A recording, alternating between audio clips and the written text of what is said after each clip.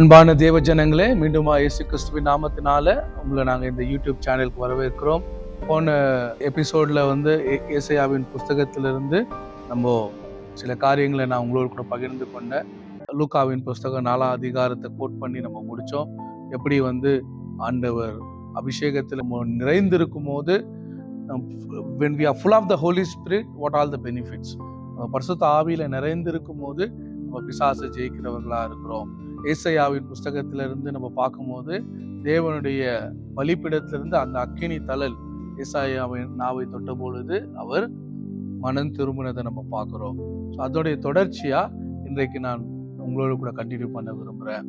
ஏசாயாவின் நாவை அந்த அக்கினி தழல் தொட்ட பொழுது அவர் சொன்னார், ஐயோ நான் அதமானேன், பரிசுத்தரை என் கண்கள் கண்டதுன்னு சொல்லும் போது கீழே நம்ம தொடர்ச்சியா பார்க்கிறோம். அங்க ஆண்டவர் சொல்றாரு, யாரை நான் அனுப்புவேன், யார் என் காரியமாய் புறப்பட்டு போவான். இந்த சப்ஜெக்டை நான் தியானிக்கும் போது நான் யோசிச்சேன், ஆண்டவர் ஏசாயாக்கு அந்த தரிசனம் கொடுத்த உடனே பேசியிருக்கலாம்ல, யாரை நான் அனுப்புவேன், யார் என் காரியமா போவான்னு. ஆனா ஆண்டவர் அப்போ அந்த வார்த்தையை சொல்ல, ஆண்டவர் முதலாவது என்ன பண்றாரு, அவரை வெளிப்படுத்துறாரு. அவருடைய தரிசனத்தை ஏசாயா பார்க்கிறாரு.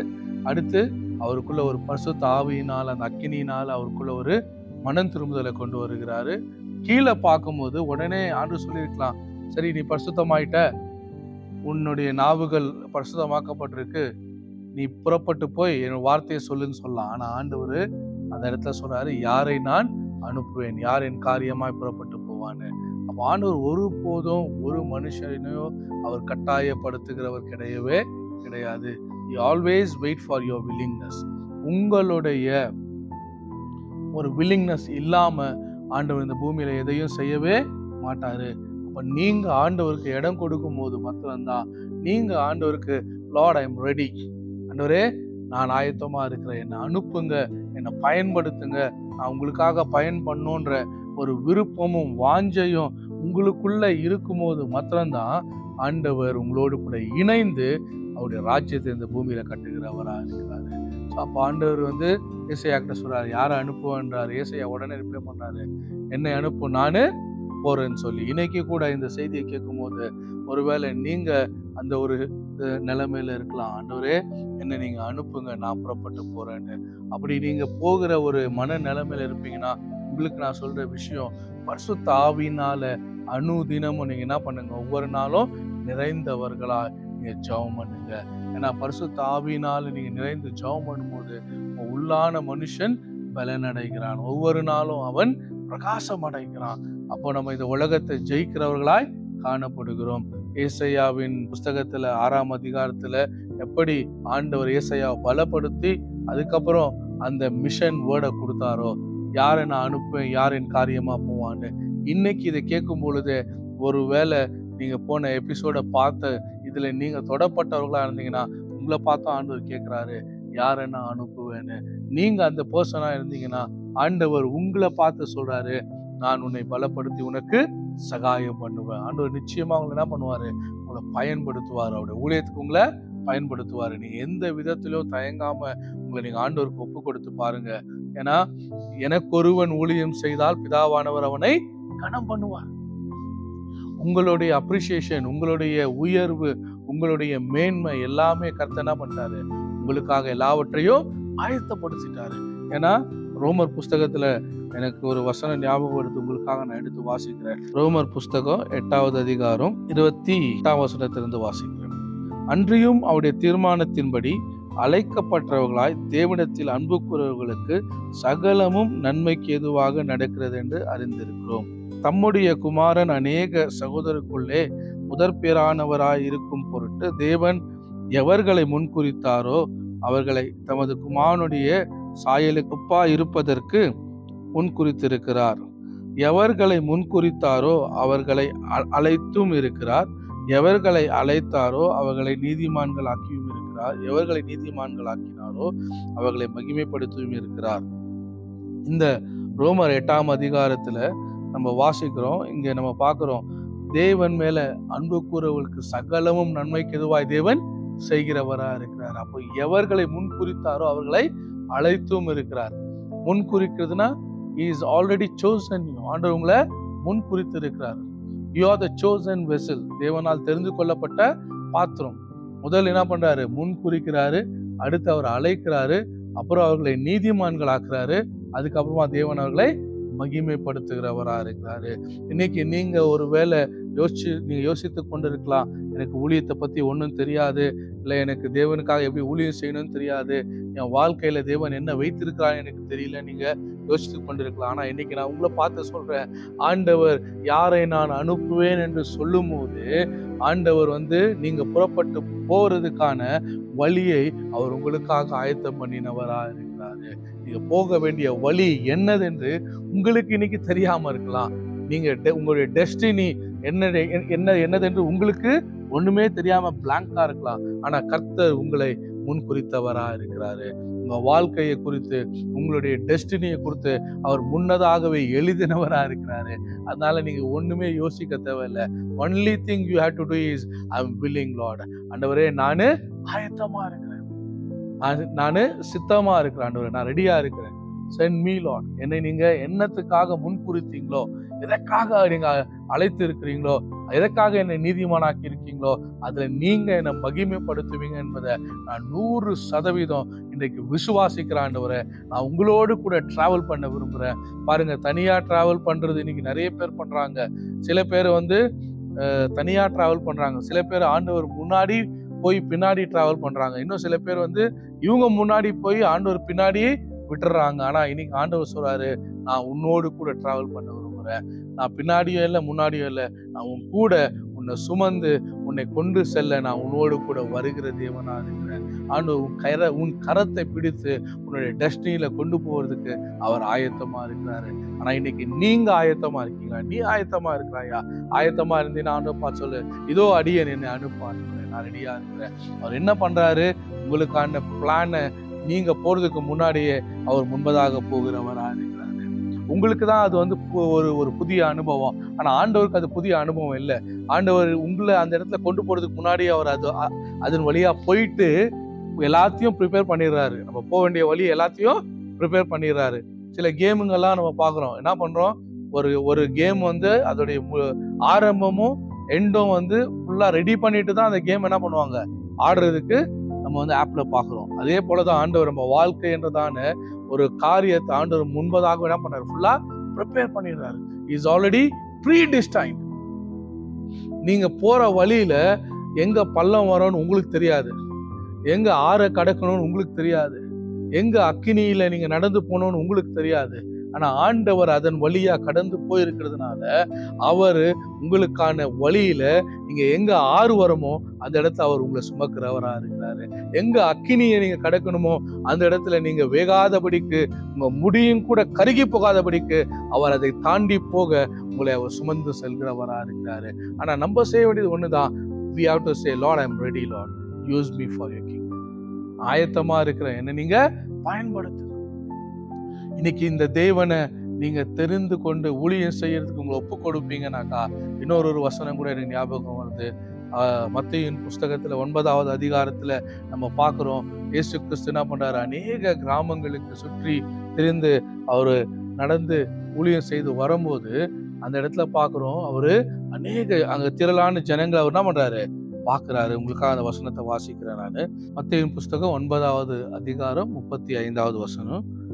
பின்பு இயேசு சகல பட்டணங்களையும் கிராமங்களையும் சுற்றி நடந்து ஜப ஆலயங்களில் உபதேசித்து ராஜ்யத்தின் சுவிசேஷத்தை பிரசங்கித்து ஜனங்களுக்கு உண்டாயிருந்த சகல வியாதிகளையும் சகல நோய்களையும் நீக்கி அவர்களை சுஸ்தமாக்கினார். அவர் திரளான ஜனங்களை கண்ட பொழுது அவர்கள் மெய்ப்பனில்லாத ஆடுகளைப் போல ஓய்ந்து போனவர்களும் சிதறப்பட்டவர்களுமாய் இருந்தபடியால் அவர்கள் மேல் மனதுருகி தம்முடைய சீஷர்களை நோக்கி, அறுப்பு மிகுதி, வேலையாட்களோ கொஞ்சம். இங்க இயேசு கிறிஸ்து 9வது அதிகாரத்துல நம்ம பார்க்கிறோம், அவர் சகல கிராமங்களையும் பட்டணங்களையும் சுற்றி திரிந்து 35வது வசனத்துல சொல்லுது, அவர் என்ன பண்ணாரு? சகல வியாதிகளையும் நோய்களையும் குணமாக்கி. நம்மளாம் என்ன பண்ணுவோம்? நம்ம எங்கேயாவது ஊழியத்துக்கு இன்னைக்கு ஊழியக்காரங்க ஊழியம் செய்யறவங்களை கேட்டு பாருங்க. ஊழியத்துல இருக்கிறவங்க நம்ம சொல்லுவோம், நம்ம ஏதாவது ஒரு மீட்டிங் முடிச்சுட்டு ரூமுக்கு வந்தவொடனே யாராவது ஜெபம் பண்ண என்ன சொல்லுவோம்? ரொம்ப டயர்டா இருக்கு, நாளைக்கு ஜெபம் பண்றோம். அப்படி இல்லைன்னா இப்பதான் ரொம்ப லேட் நைட்ல வந்திருக்கிறோம், போயிட்டு அப்புறமா வாங்க ஜெபம் பண்ணுவோம். ஆனா இயேசு இங்க பார்க்கிறோம், அவர் சகல கிராமங்களுக்கும் சகல பட்டணங்களுக்கும் போய் நடந்தே போய் ஊழியம் செஞ்சுட்டு ஒரு குறிப்பிட்ட இடத்துக்கு வராரு. அங்க அவர் யாரை பார்க்கிறாரு? திரளான ஜனங்களை பார்க்கிறாரு. நல்லா தெரிஞ்சுக்கங்க, நீங்க தேவனை பார்க்கிறவங்களா இருந்தீங்கன்னா, கர்த்தருடைய இருதயத்தின் பாரத்தை நீங்க புரிந்து கொண்டவங்களா இருந்தீங்கன்னா, முதலாவது உங்களை மோட்டிவேட் பண்ற விஷயம் எதுவா இருக்குன்னா, அழிந்து போகிற ஆத்துமாக்களா இருக்கும். இன்னைக்கு ஆண்டவர் உண்மையாகவே நான் ஆண்டவருக்காக ஊழியம் செய்யணும்னு நீங்க சொல்றீங்களா? ஆண்டவர் என்ன அழைத்து இருக்கிறாரு, என்னை நீதிமான் ஆக்கியிருக்கிறார், என்னை தெரிந்து கொண்டு இருக்கிறாரு என்ற ஒரு பாரம் உங்களுக்குள்ள இருக்கா? நான் சொல்றேன், உங்களுக்கு ஊழியம் செய்யறதுக்கான முதல் குவாலிஃபிகேஷன் என்ன தெரியுமா? ஆத்தும பாரம். ஆத்தும பாரம் இல்லைன்னா நிச்சயமா ஊழியம் செய்யவே முடியாது. இன்னைக்கு ஆத்தும பாரம் தான் ஆண்டவருக்கு ஒரு மிகுந்த சந்தோஷம். இன்னைக்கு இந்த இடத்துல இயேசு கிறிஸ்து அவ்வளோ டயர்டா வந்தாலும் அவர் ஜனங்களை பார்த்த உடனே வசனம் சொல்லுது, அவர் என்ன பண்ணாரு? அவர் அவர்கள் மேல் மனதுருகினார்.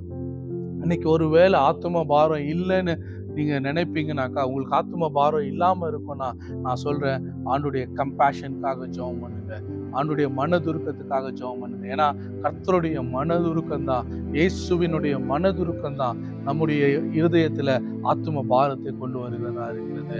நீங்க ஜனங்களை இன்னைக்கு நம்ம நிறைய இடங்கள்ல பாக்குறோம், மார்க்கெட்ல பாக்குறோம், சினிமா தியேட்டர்ஸுங்கள்ல ஜனங்க கும்பல் கூடுறாங்க, அரசியல் மீட்டிங்ல கும்பல் கூடுறாங்க, இன்னைக்கு நிறைய ரிலீஜியஸ் பிளேஸ்ல கும்பல் கூடுறாங்க. ஆனா அந்த எல்லா ஜனங்களுக்கும் யார் தேவை? ஆண்டவராகிய இயேசு கிறிஸ்து தேவைப்படுகிறவரா இருக்கிறாரு.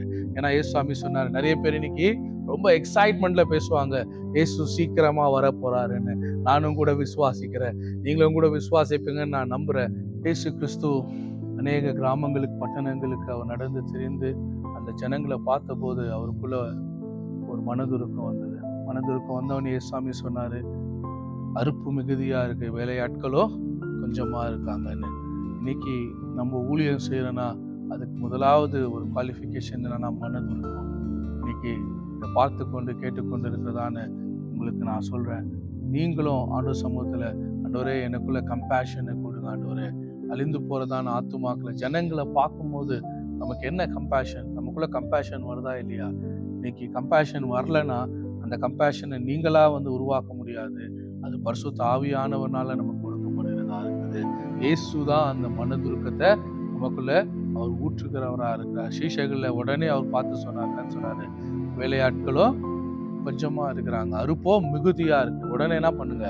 அறுப்புக்கு எஜமான நோக்கி முழங்கால் போட்டு ஜெபம் பண்ணுங்க. உடனே அங்க வசனம் சொல்லுது, அவங்க எல்லாரும் என்ன பண்ணாங்க? 9ஆம் அதிகாரத்துல எல்லாரும் மனதுருக்கமா ஜெபம் பண்ணாங்க. இந்த மெய்ப்பன் இல்லாத ஆடுகளுக்கு ஆண்டவரே நீங்க மெய்ப்பனை கொடுங்க, சந்திக்காத ஆடுகள் ஆண்டவரே நீங்க சந்திங்கன்னு சொல்லி அவங்க மனதுருக்கமா ஜெபம் பண்ணாங்க. மனதுருக்கமா ஜெபம் பண்ண உடனேயே அதோடைய கண்டினியூஷன் தான் 10ஆவது அதிகாரம். 9ஆவது அதிகாரத்தினுடைய கண்டினியூஷன் தான் 10ஆம் அதிகாரம். இது எல்லாமே ஒரே டைம்ல நடக்கிற ஒரு இன்சிடென்ட். 38வது வருஷம் உங்களுக்கு நான் வாசிக்கிறேன். ஆதலால் அறுப்புக்கு எஜமானன் தமது அறுப்புக்கு வேலையாட்களை அனுப்பும்படி அவரை வேண்டிக் கொள்ளுங்கள் என்றார். அதை சொல்லி அடுத்து அவர் சொல்றாரு, அப்பொழுது அவர் தம்முடைய 12 சீஷர்களையும் தம்மிடத்தில் வரவழைத்து அசுத்த ஆவிகளை துரத்தவும் சகல வியாதிகளையும் சகல நோய்களையும் நீக்கவும் அவர்களுக்கு அதிகாரம் கொடுத்தார். அந்த 12 அப்போஸ்தலருடைய நாமங்கள் யாவன? இங்க நம்ம பார்க்கிறோம், 9வது அதிகாரத்துடைய தொடர்ச்சியில உடனே அவங்க ஜெபம் பண்ணி முடிச்ச உடனே இயேசுக்குள்ள மனதுருக்கம் வந்துச்சு, சீஷருக்குள்ள மனதுருக்கம் இருந்தது. அவங்க எல்லாம் முழங்கால் போட்டு ஜெபம் பண்றாங்க, அறுப்புக்கு எஜமான நோக்கி கேட்கறாங்க, பிதாவாகி தேவனை கேட்கறாங்க, ஆண்டவரே இன்னும் இங்க சந்திக்கப்பட வேண்டியவங்க நிறைய பேர் இருக்காங்கன்ட்டு. இன்னைக்கு நிறைய பேர் நான் அப்பயே சொன்னது போல நிறைய பேர் ஆண்டுடைய வருகையை குறித்து பேசுறதுல எக்ஸைட்மெண்டா இருக்கிறாங்க. உண்மைதான், ஆண்டவராகிய இயேசு கிறிஸ்து சீக்கிரமா வர போறாரு. அதை நானும் கூட விசுவாசிக்கிறேன், நீங்களும் விசுவாசிப்பீங்கன்னு நான் நம்புறேன். பாருங்க, ஆண்டவருடைய இயேசு கிறிஸ்து சீக்கிரமா வர்றதுக்கு ஒரு பெரிய அடையாளம் என்ன தெரியுங்களா? அவர் சொன்னாரு, நான் வர்றதுக்கு முன்பதாக பூமி எங்கிலும் சுவிசேஷம் சொல்லப்பட்டிருக்கும். இயேசு கிறிஸ்துடைய வருகைக்கு அடையாளம் என்ன? இந்த பூமியில ஒருத்தங்களுக்கு கூட சுவிசேஷம் சொல்லாம விடப்படாது. சுவிசேஷம் பூமி எங்கிலும் சொல்லப்பட்டிருக்கும். அப்போ அதுதான் ஒரு பெரிய அடையாளம். அப்ப இன்னைக்கு இன்னும் கூட சந்திக்கப்படாதவங்க பூமியில இருக்கிறாங்க. அப்போ இயேசு கிறிஸ்துடைய வருகை என்ன ஆகுது? தாமதமாகிறது. அவர்களை சந்திப்பதற்கு உங்களையும் என்னையும் தான் தேவன் இந்த பூமியில வைத்திருக்கிறாரு. இன்னைக்கு யாரு ஏசையா மாதிரி வில்லிங்கா இருக்கிறாங்களோ, இந்த 12 சீஷர்கள் ஜெபம் பண்ணி முடிச்ச உடனே ஏசாமி என்ன சொல்றாரு, அவங்கள கூப்பிட்டு அவங்களுக்கு அதிகாரம் கொடுக்குறாரு. புறப்பட்டு போய் நீங்க என்ன பண்ணுங்க, நீங்க போய் வியாதிகளை குணமாக்குங்க, பேய்களை துரத்துங்க, பிசாசுகளை துரத்துங்க, வியாதிகளை குணமாக்குங்க. நீங்க போற இடத்துல என்ன பண்ணுங்க, சுவிசேஷத்தை பிரசங்கம் பண்ணுங்க. 5ஆம் வசனம் சொல்லுகிறது, அந்த 12 இயேசு அனுப்புகையில் அவர்களுக்கு கட்டளையிட்டு சொன்னது என்னவென்றால், நீங்கள் புறஜாதியார் நாடுகளுக்கு போகாமல் சமரியர் பட்டணங்களில் பிரவேசியாமலும் காணாமற் போன ஆடுகளாகிய இஸ்ரவேல் வீட்டாரிடத்துக்கு போங்கள். போகையில் பரலோக ராஜ்யம் சமீபமா இருக்கிறது என்று பிரசங்கியுங்கள். வியாதி உள்ளவர்களை சுத்தமாக்குங்கள், குஷ்டரோகிகளை சுத்தம் பண்ணுங்கள், மரித்தோரை எழுப்புங்கள், பிசாசுகளை துரத்துங்கள், இலவசமாய் பெற்றீர்கள், இலவசமாய் கொடுங்கள்.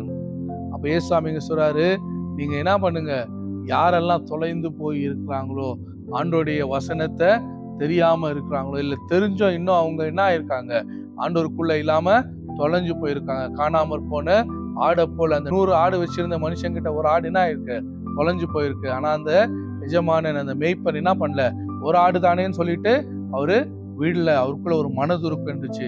இன்னைக்கு இந்த ஆடை நான் போய் கண்டுபிடிக்கலன்னா அந்த ஆடு என்ன ஆகும், சிங்கத்துக்கோ புலிக்கோ இல்ல வேற எந்த மிருகத்துக்கோ அது என்ன ஆகும், இறைச்சியாய் மாறும். அதனால அந்த ஒரு ஆடு கூட கெட்டு போவதுக்கு என்ன இல்லை, பிதாவுக்கு சித்தம் இல்லை. அதனாலதான் அந்த எஜமான் என்ன பண்ணாரு, அந்த மேய்ப்பன் அந்த ஆடை தேடி போய் அதை கண்டுபிடிச்சு கொண்டு வந்து மந்தையில சேர்த்தாரு. இன்னைக்கு நீங்க கூட ஒருவேளை இந்த செய்தியை கேட்கும் போது ஆண்டவர் சொல்றாரு, யாரை நான் அனுப்புவேன், யார் என் காரியமா போவான்னு. நீங்க போக ரெடியா இருக்கும் போது ஆண்டவர் உங்களுக்கு கொடுக்கறது மனதுருக்கத்தை அவர் கொடுக்கிறவரா இருக்கிறாரு. அழிந்து போன ஆத்துமாக்களை தேடி போய் நம்ம ரட்சிப்பதற்கு மனதுருக்கத்தை ஆண்டவர் கொடுக்கிறவரா இருக்காரு. அது மாத்திரம் இல்ல, நீங்க புறப்பட்டு போகும்போது உங்களுக்குள்ள பரலோகத்தின் அதிகாரம் இருக்கிறது. அல்லேலூயா. நான் விசுவாசிக்கிறேன். நீங்க சுவிசேஷத்தை சொல்ல போகும்போது, ஒரு மனுஷனை நீங்க சந்திக்க நீங்க புறப்பட்டு போகும்போது, நீங்க உங்களுடைய பலத்துல போல நீங்க பரலோகத்துடைய பலத்துல கடந்து போறவங்களா இருக்கீங்க. அந்த இடத்துல நீங்க இயேசுவின் நாமத்தை சொல்லும் போது வியாதிகள் குணமாகும். அந்த இடத்துல இயேசுவின் நாமத்தை நீங்க சொல்லும் போது பிசாசுகள் ஓடும். அந்த இடத்துல இயேசுவின் நாமத்தை நீங்க சொல்லும் போது மரித்தவர்கள் உயிரோட எழுந்திருப்பாங்க. அந்த இடத்துல இயேசுவின் நாமத்தை நீங்க பிரசங்கம் பண்ணும் போது அந்த இடத்துல மிகுந்த சந்தோஷம் உண்டாகும். சமரியா பட்டணத்துக்கு பிலிப் என்ற ஒரு மனுஷன் போனாரு. அப்போஸ்தலர் நடவடிக்கைகள்ல நீங்க வாசிப்பீங்கன்னாக்கா 8ஆம் அதிகாரம் நீங்க எடுத்து வாசிப்பீங்கன்னா அதுல ஒரு மனுஷன் போனாரு. பிலிப் என்ற ஒரு மனுஷன் சமரியா பட்டணத்துக்கு போனது நிமித்தம் பைபிள் சொல்லுது, அந்த பட்டணத்துல மிகுந்த சந்தோஷம் உண்டாச்சா. அவர் இயேசுவை குறித்து பிரசங்கம் பண்ணாரு. அந்த பிரசங்கத்தை கேட்ட பொழுது அநேகருடைய வியாதிகள் குணமானது, அநேகருடைய பாவங்கள் விடுதலை ஆனது, பிசாசு பிடித்தவர்கள் விடுதலை ஆக்கப்பட்டார்கள். இன்றைக்கும் நீங்க இதை கேட்கும் போது உங்களுக்குள்ள பரிசுத்த ஆவியில உண்டாகிற தைரியம் உங்களுக்கு வருவதாக. உங்களுக்கு அதிகாரம் கொடுக்கப்பட்டிருக்கு. புறப்பட்டு போங்க. எதை குறித்தும் பயப்படாதீங்க. பரலோகம் உங்களுக்கு சப்போர்ட்டா இருக்கு. இயேசு உங்களுக்கு சப்போர்ட்டா இருக்கிறாரு. கர்த்தர் உங்களை பயன்படுத்துவாராக. ஆண்டவர் உங்க ஊழியத்தை ஆசீர்வதிப்பாராக. இதை கேட்கிற ஊழியக்காரர்களும் இதை நீங்க கேட்கும் போதே நான் விசுவாசிக்கிறேன், உங்க சபையில இன்னும் ஆத்துமாக்களை கர்த்தர் பெருக செய்வாராக. இப்படிப்பட்டதான ஒரு மனதுருக்கத்தின் ஆவியை உங்க ஊழியத்துல கர்த்தர் ஊற்றுவாராக என்று சொல்லி நான் உங்களுக்காக ஆசீர்வதித்து ஜெபிக்கிறேன். கர்த்தர் உங்களை ஆசீர்வதிப்பாராக.